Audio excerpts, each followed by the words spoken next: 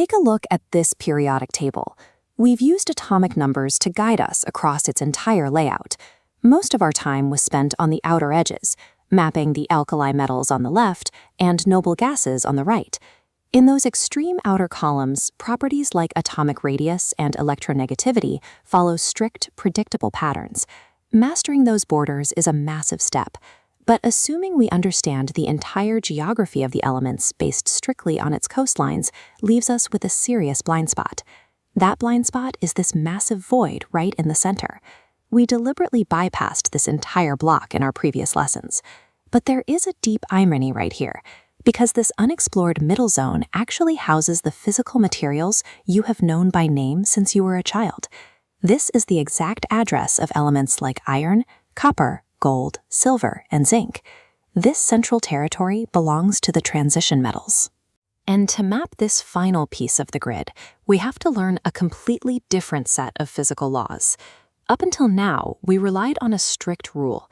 An element's vertical column tells you exactly how many electrons are in its outermost shell, and that number dictates its behavior. Once you cross into this central block, that foundational rule reaches its breaking point. Look at these two atomic models. On the left, an edge element adds a new electron directly to its outermost ring. But on the right, a transition metal takes that new electron and drops it into an incomplete internal shell, leaving the outer ring entirely alone.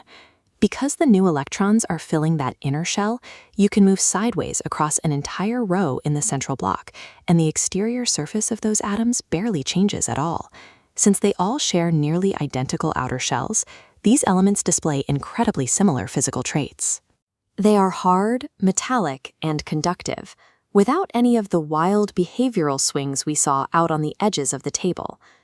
True scientific literacy means knowing exactly where a rule stops working. Applying the column rule here would lead us to false assumptions about how these metals behave. The elements on the edges are rigid. Sodium always forms a +1 charge. Chlorine is always -1. There is no negotiation. Transition metals are fluid. Their defining characteristic is the ability to form multiple distinct electrical charges, depending entirely on their immediate environment.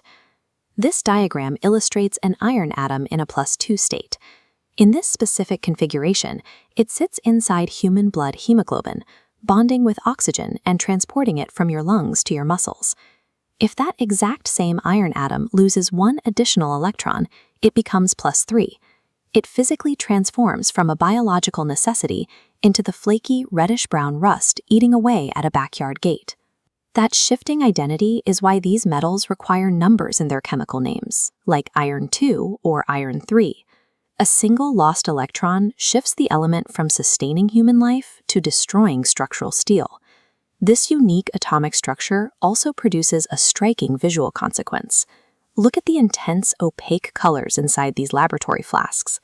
Those vivid colors exist because of the incomplete internal electron shells we just looked at. As light passes through the liquid, those inner electrons act like a trap, absorbing very specific fragments of the spectrum. The vibrant hue that hits your eye is simply the leftover light that the metal failed to absorb. When copper traps light this way, it reflects the blue that colors a treated swimming pool. Chromium does the same thing to generate the bright hues in synthetic paints. Almost every colorful pigment utilized by human artists throughout history traces its origin directly back to this specific incomplete electron shell. If we pull back from the microscopic atoms, we can see exactly how these transition metals physically assemble our macroscopic world.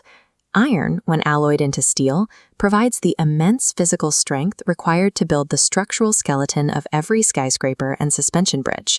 Copper offers incredible electrical conductivity at a low cost, making it the optimal material to route power from the grid into residential homes. Modern technology relies entirely on nickel, cobalt, and manganese, the required core ingredients sitting inside the battery of the smartphone you might be holding right now. And precious metals like gold and silver possess highly stable atomic structures that stubbornly refuse to rust, making them the standard for sensitive electrical contacts and wedding rings. Engineers do not select these materials by trial and error. The exact practical utility of every single piece of infrastructure was predicted by its geographical address in the center of the table. Looking at this complete map, That giant, intimidating void in the center has finally been decoded. The entire periodic table now belongs to you. You have a working, structural knowledge of the materials that make up the universe. We know who the individual actors on the board are. The next challenge is exploring what happens when these distinct atoms finally collide and form chemical bonds.